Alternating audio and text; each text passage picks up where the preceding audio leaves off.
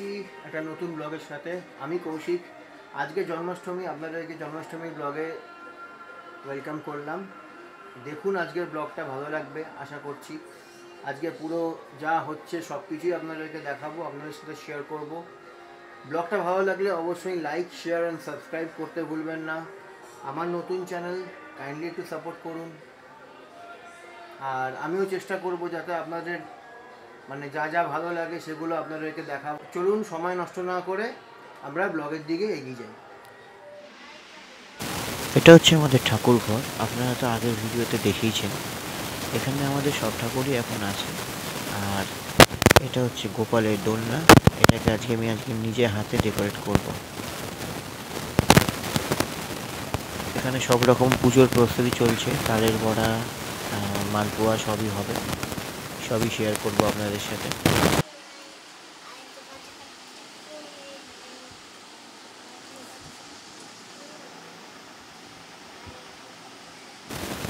এখানে ঠাকুরের 5 ফল রয়েছে।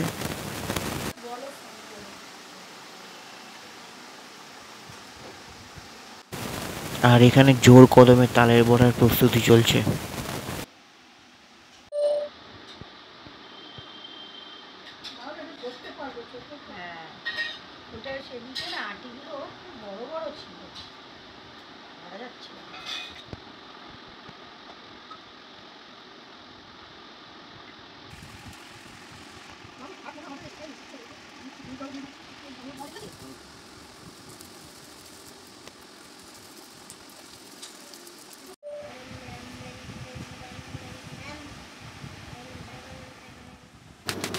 এখন এখানে মালপোয়ার প্রিপারেশন চলছে।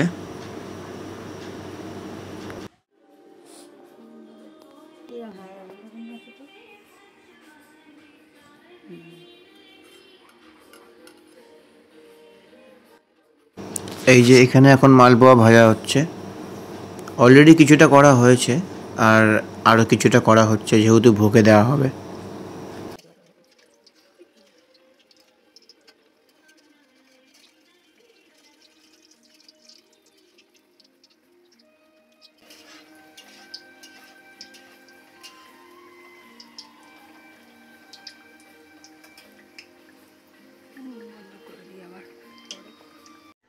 সো গাইস, এখন আমি যাচ্ছি গোপাল ঠাকুরের একটা ড্রেস কিনতে, যেহেতু আজকে জন্মাষ্টমী পুজো আছে। তো একটা ভালো দেখে ড্রেস কিনে নিয়ে আসি। তো চলুন আপনাদেরকেও সাথে নিয়ে যাব। তো আমি আমাদের বাড়ির সামনে যে কালী মন্দির আছে, ফুলবাগান কালী মন্দির, ওখানেই এসেছি। এখানে বেশ ভালো ভালো ড্রেসের কালেকশন ছিল ইন রিজনেবল প্রাইস। তো আপনাকে আমি দেখাচ্ছি আমি কোন ড্রেসটা সিলেক্ট করলাম।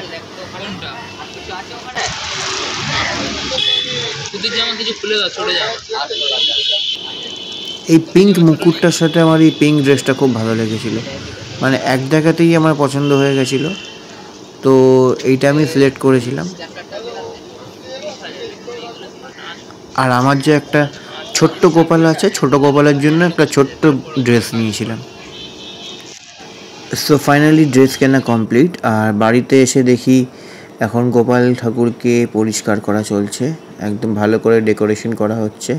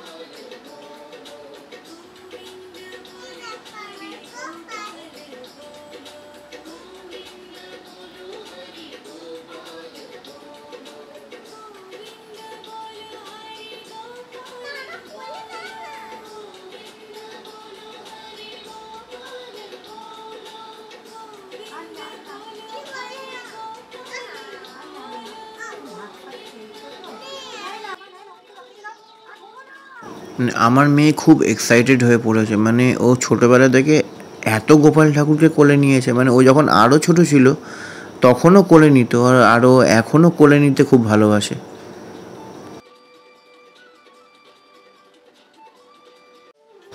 সো ফাইনালি ঠাকুরকে পরিষ্কার করা কমপ্লিট, এবার সব ড্রেস পরানো হবে। সো গোপাল ঠাকুর আর রাধা কৃষ্ণের সবাই নতুন ড্রেস পরে রেডি একদম।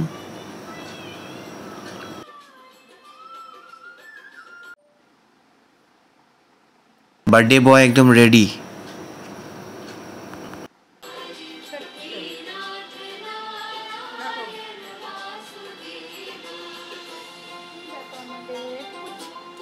গোপাল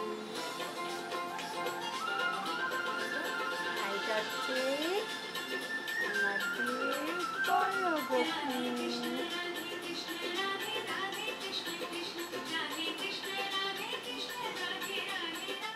তো গোপালের ড্রেস তো কেনা হয়ে গেল, আর গোপালের যে ভোগ আছে সেগুলোর প্রিপারেশন চলছে, আপনাদের সাথে তো সবই শেয়ার করলাম।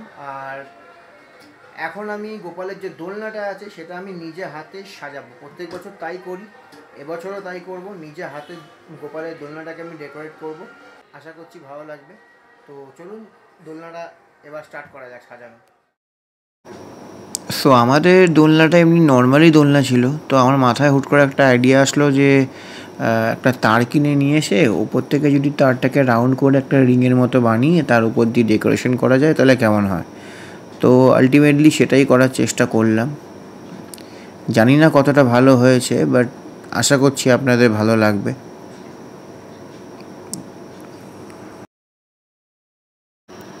সো ফাইনালি রিংটা বানানো কমপ্লিট, এবার সেই রিংটার ওপর ফ্লাওয়ার দিয়ে ডেকোরেট করব। এই ফ্লাওয়ারগুলোকে কাট করে করে হালকা করে পেঁচিয়ে পেঁচিয়ে ডেকোরেট করতে হবে।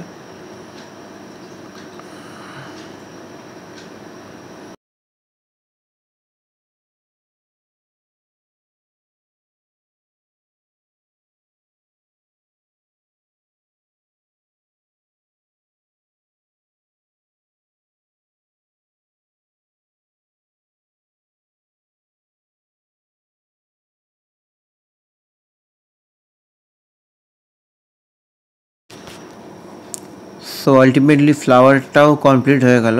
এইবার যেটা করব সেটা হচ্ছে বেলুনটাকে ছোট ছোট করে ফোলাবো, ছোট ছোট করে ফুলিয়ে চারিদিকে এটাকে টাই আপ করব। আর টাই আপ করার পর দেখবেন মানে একটা আলাদাই লুক আসবে। তো ফাইনাল যে লুকটা হবে সেটা আমি আপনাদের সাথে কিছুক্ষণের মধ্যেই শেয়ার করছি, আমার মোটামুটি হয়েই এসেছিলো। এটা হচ্ছে ফাইনাল লুকটা। তো ওপরে পুরো জুঁই ফুলের সারাউন্ডিং রয়েছে আর নিচে পুরো বেলুন দিয়ে পুরো ডেকোরেট করা আছে, যেহেতু বার্থডে বেলুনটা তো ম্যান্ডেটরি। এটা হচ্ছে টোটাল ফাইনাল লুকটা। আমার তো বেশ ভালোই লেগেছে, আপনাদের কেমন লাগলো সেটা অবশ্যই কমেন্ট করে জানাবেন। পুরো বেলুন দিয়ে ফ্লাওয়ার দিয়ে করা আছে, আর এই দোলনার মধ্যে যে হোয়াইট কালারের পেন্টিংটা দেখছেন সেটাও আমি নিজে হাতেই করেছি।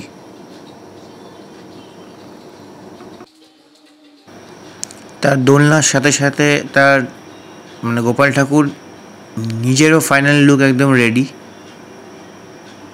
আপনারা কমেন্ট করে জানাবেন কেমন লাগছে গোপাল ঠাকুরকে।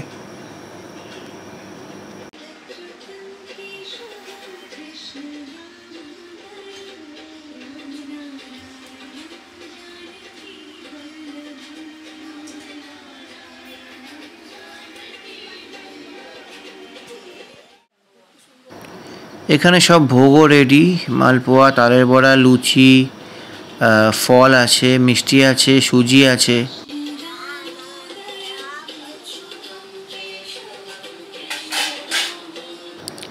একটা মঞ্জুনিস থেকে কেকও এনেছিলাম, বার্থডে বলে কথা, কেক না হলে হয়।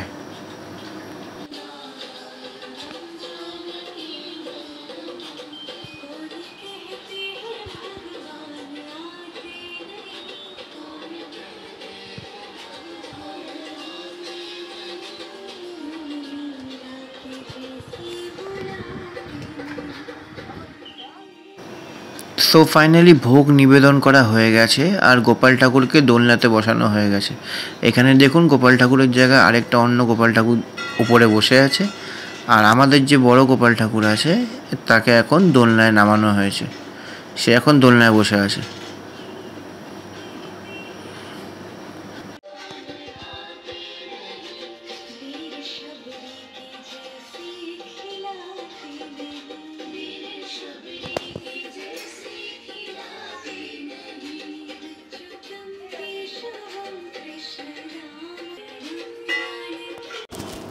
সো এই দেখুন গোপাল ঠাকুর আমাদের দোলনাতে বসে পড়েছে, আর ওপরে লাইটিং দিয়ে ডেকোরেশন করে দিয়েছি।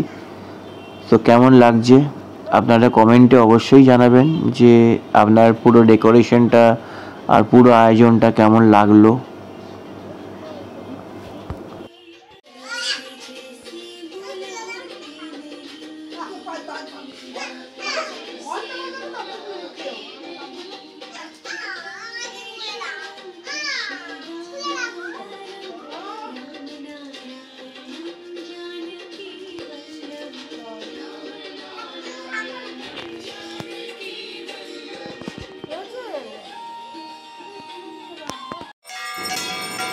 সো এবার পুজো স্টার্ট হয়েছে, মানে প্রতিবারের মতো আমার মাই পুজো করে, মানে আমার বাড়িতে যা পুজো হয় আমার মা আর আমার ওয়াইফই করে, আর কেউ মানে কোনো ঠাকুরমশাই এনে আমরা করাই না।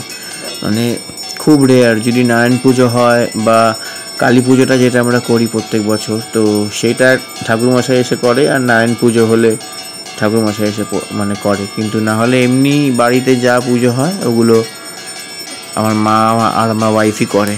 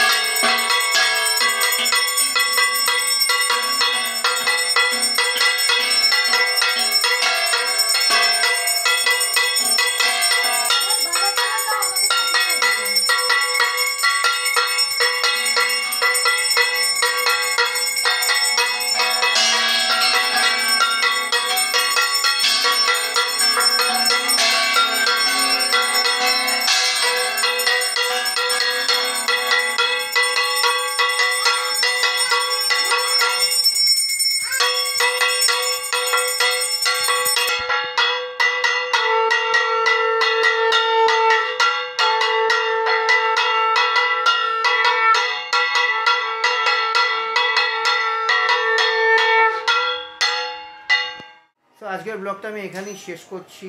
আশা করি ব্লগটা আপনাদের ভালো লেগেছে। যদি ভালো লাগে অবশ্যই লাইক, শেয়ার অ্যান্ড সাবস্ক্রাইব করে দেবেন। সো আজকের জন্য এইটুকুনি, আবার দেখা হবে, খুব তাড়াতাড়ি দেখা হবে একটা নতুন ব্লগে। So till then take care, good night, tata, bye by.